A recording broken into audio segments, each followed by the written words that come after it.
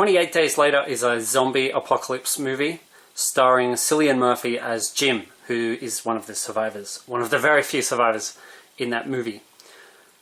Apocalypse, horror, zombie, virus, rage virus.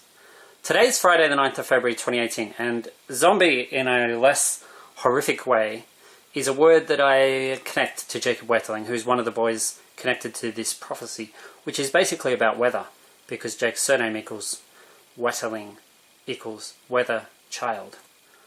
If you translate it from German into English, Wetterling means weather child, so you'd expect something to do with weather. But as I have been saying, oh yeah, by the way, Cillian Murphy, who played Jim in this movie, 28 Days Later, he was born the same year as me.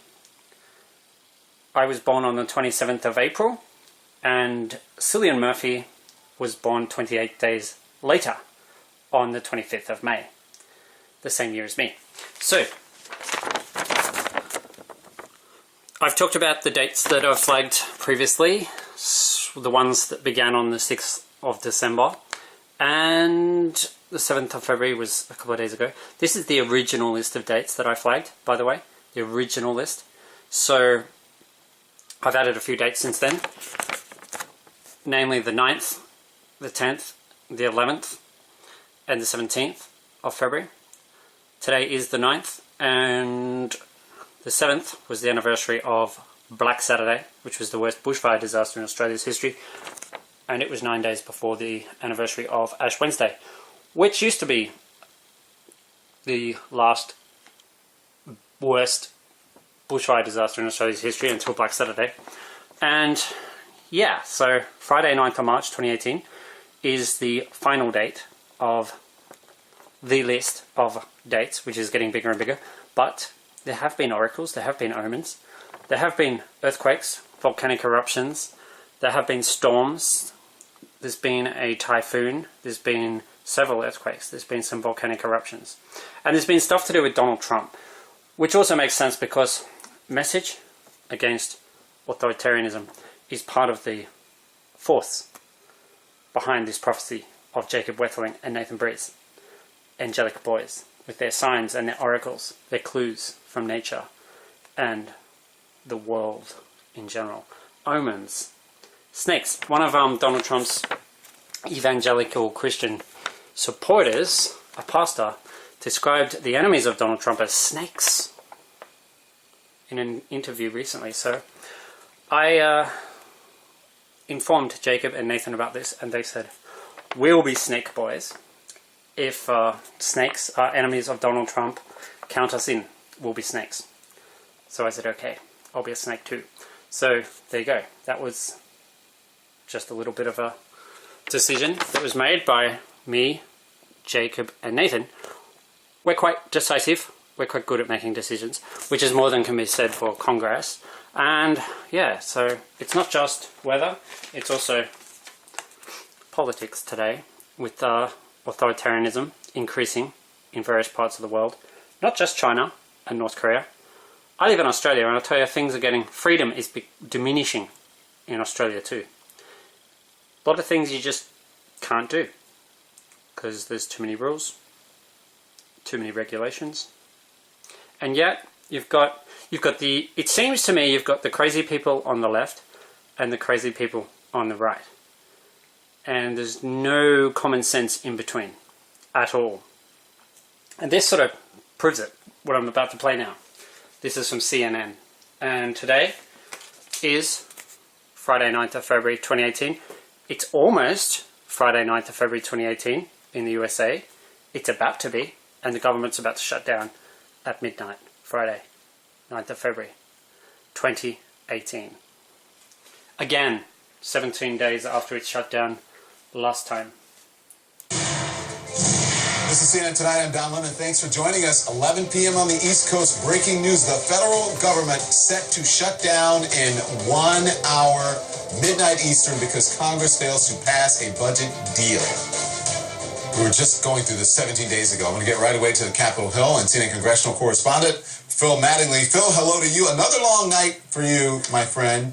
Officially an hour away from the shutdown, but you have breaking news from the Senate floor. What's the latest? Well, the Senate is now in recess, Don, and all that means is that the Senate will not gavel back into session. They will not have any votes. There will be no passage of any spending deal before midnight. In fact, it will be after midnight when the Senate actually gavels back into session. It will be a new day, which procedurally will allow them to hold that 1 a.m. vote we've been talking about the last couple of hours. That's the next step here. Now, how did we actually get to this point? Because keep in mind, Senate leaders, Republicans and Democrats, say they know they've got the votes to actually pass this. So why has nothing moved forward? The crux of the issue is Senator Rand Paul wants a vote on an amendment. He wants a vote on an amendment that would restore the budget caps, which this deal all but does away with. Senator Paul making very clear this deal was crafted at the last minute. It was put on the floor and filed at the last minute, and there have been no amendments allowed on either side. He's asking for one simple vote. Republican leaders are not going to give it to him. Until they give it to him, he's not going to yield back any of his time, and we are very clearly headed to a shutdown. The issue right now is Republican leaders and Democratic leaders, Don, they're very concerned that if you open up the deal, if you start giving people amendments, that things will start to unravel. Senator Schumer making clear, look, if Senator Paul wants a vote, I've got guys that want votes on my side as well. As such, they have resisted the request to give Senator Paul amendment. Now, what this actually means going forward is this. There's a time agreement, there's a time that will lapse over the course of the next 2 hours that will allow them to start moving in the United States Senate. Obviously, that's after the shutdown deadline, but the Senate will move and will pass something at some point in the early morning hours, likely around 2:30 or 3. Another big issue here, Don, is that doesn't end the game here. Then it just gets sent back across the Capitol where there are other major issues. House Democrats are still making very clear they are frustrated that there is no DACA resolution in sight, that immigration is not dealt with, and they have not been given the firm enough commitment, in their words, from Speaker Paul Ryan that this issue will be addressed at some point in the near future. So basically, the Senate has the votes, but hasn't been able to move anything forward yet. The House, nobody's sure if they have the votes, but they haven't even gotten anything to move on yet. The best case scenario as it currently stands is this will probably be around a 5.5 to 6 hour shutdown. That's when the House is scheduled to have their votes. Worst case, well, the House doesn't have the votes and we move into a full-blown shutdown. But as you noted, Don, we seem to be doing this every 17 days or so at this point. You're much too young to remember this Abbott and Costello, but who's on first? I mean, that's what that sounded like to me. Who's on first? Yeah, all right, go on. I was just going to say, I think it's an important point that this was a major breakthrough in the sense of taking major crises off the table, right? Moving from shutdown to shutdown, dealing with debt ceiling, all this type of stuff would be taken off the table for a lengthy period of time. It was a bipartisan deal, and while it was announced by the Senate Republican and Democratic leaders, the House Republican and Democratic leaders were very involved in crafting this deal from the beginning. And yet they still haven't figured out a way to avoid a shutdown because of the last-minute nature, because they waited until the last second to actually move this through. I think it underscores the reason there's a lot of frustration with Congress, but I can also tell you there are a lot of members who are very, very frustrated right now that it got to this point, and frankly, Don, that it keeps getting to this point even when they feel like they finally So even though they waited up until the last second or last minute, everyone thought, like, okay, this is going to happen. This was not expected, right?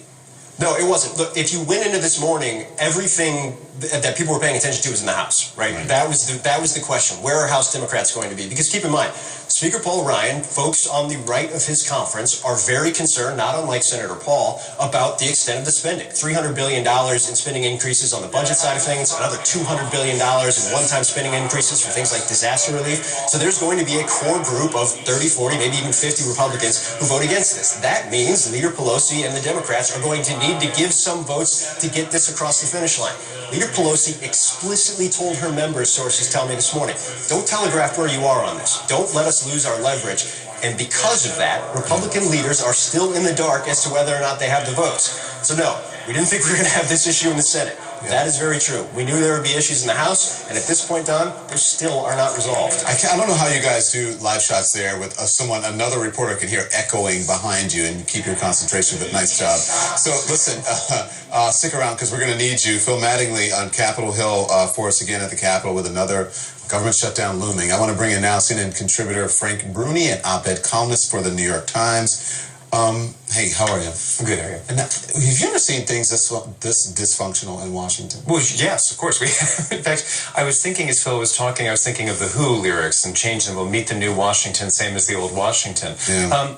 We've seen this before. We had a shutdown. We had a lot of this sort of stuff during the Obama years. But it needs to be said that Donald Trump supposedly came to Washington to positively disrupt it, to get us away from the old sclerotic, dysfunctional ways. And here we are with a Washington that looks at least as dysfunctional and maybe more so. Well, to the point, right? A few things that happened. This is just since the last government shutdown.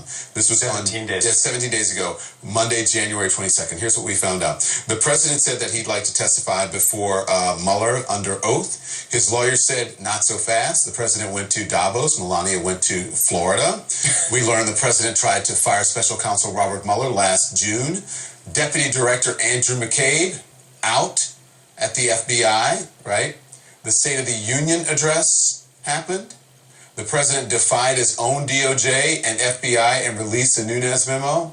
The president accused Democrats of being treasonous and un-American for not applauding his State of the Union speech. The president wants a military parade. Pentagon is planning it.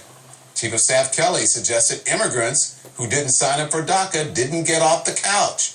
House Intel, my gosh, how much more do we have? They sent the Democrats memo to the White House. Bannon and Lewandowski refused to testify on the Hill. Possible subpoenas coming. The stock market hit an all-time high, and then it plunged 10%. The White House staff secretary out amid domestic violence allegations.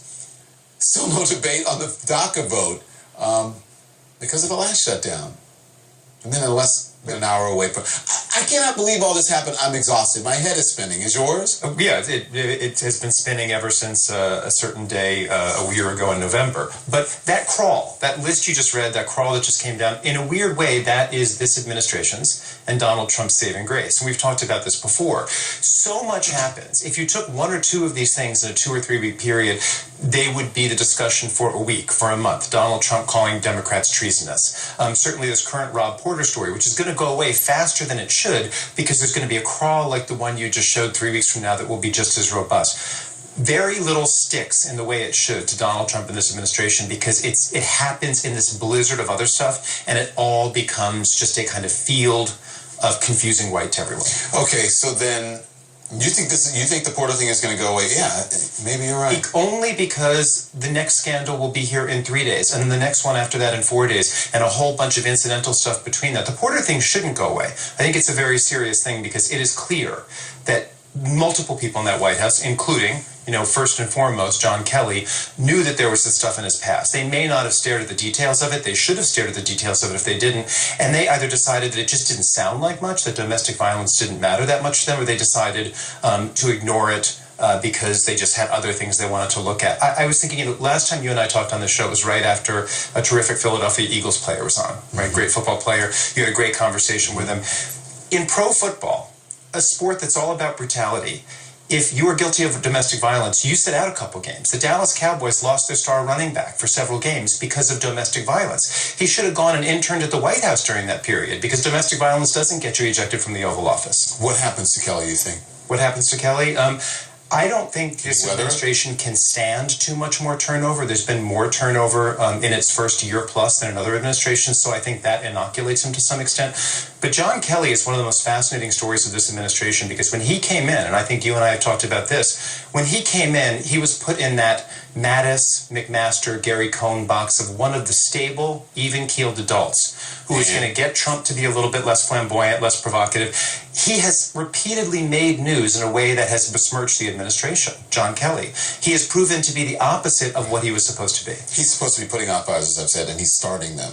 Just a couple of days ago, we're talking about his incredible immigration remark, about how people who, too lazy, etc. And now we're here talking about how the fact that he had a guy accused of domestic violence, much evidence supporting that, and couldn't get a security clearance, and he was doing nothing about it. He was just turning and looking the other way. I do feel like we're living in the Saturday Night Live skit where it's like nothing matters. Does this matter? No, this doesn't matter.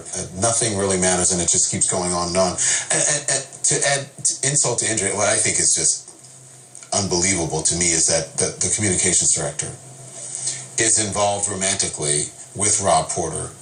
she reportedly helped draft the original statement that was, praised him and talked about what a great guy he was and what a great employee he was. But then they said today that she recused herself from some of the conversations. But should she have been anywhere near this situation? That's a rhetorical question. Of course she shouldn't have, but there are not the sorts of clear lines that exist for a reason in most administrations and most White Houses seem not to exist in this one. In most businesses, in most companies. Yeah, I mean, right. Donald Trump and the people around him make up the rules as they go along. And there's certain people who seem to have favored status. And Hope Hicks has long been one of them. I mean, she's now coming back into the news again and again in a way that is not looking good for the administration. But she clearly has some favored status there where she does not have to behave in the manner that most people would be expected to. Always a fascinating conversation. Thank you, Frank Rooney. Thank you. Appreciate it. Straight ahead, more on our breaking news. The government set to shut down less than an hour, midnight Eastern. Congress can't reach a last-minute budget deal. Senator Jeff Merkley of Oregon, he's going to join us next. Also ahead, she's back. Oh, God, I can't believe it. Omarosa. Your mouth words. You knew what I was going to say, didn't you? Oh, the Apprentice star turned White House aide who was fired back on reality TV, tearfully talking about her fears of President Trump's constant tweeting. Really? This is a woman who said, you're going to have to bow down if he becomes president. Now she's saying, it's a calling. I was fearful. Girl, bye. Cool. Well, something interesting I just noticed. It's 48:28. Remember what I was saying? 28 days, 48 minutes, 28 seconds. That was coincidental. I didn't know it was going to stop on a fish face or on 28 seconds. But 48 is the value of the word evil, which is a word commonly associated with Satan. Satan equals 55. And that's how many minutes in the past it is showing. I think it's actually more than that, but it's showing 55 minutes. And fish face, and 28 days after February, Friday 9 is Friday 9. 9th of February, Friday 9th of February. 28 days later, Friday 9th of March. That only happens going from February to March. It's the only month where it can happen, because February has 28 days. And it's not a leap year. Otherwise it doesn't happen either, because it's 29. So, 48, 28. Evil, 48. Evil, evil, evil, evil, evil, evil, evil, evil, evil. It's a message against evil. A message against authoritarianism. That's what the prophecy is. The prophecy of Jacob Wesley and Nathan Breeze. What happened on all the dates? Wouldn't you like to know? And wouldn't you like to know what's going to happen on the next 2 dates? Friday 16th of February and Friday 9th of March. Oracles, clues. I've added some more too. I added the 9th, which is today, the 10th, tomorrow, the 11th, and the 17th because it's Jake's birthday. Got to be carried away, didn't I?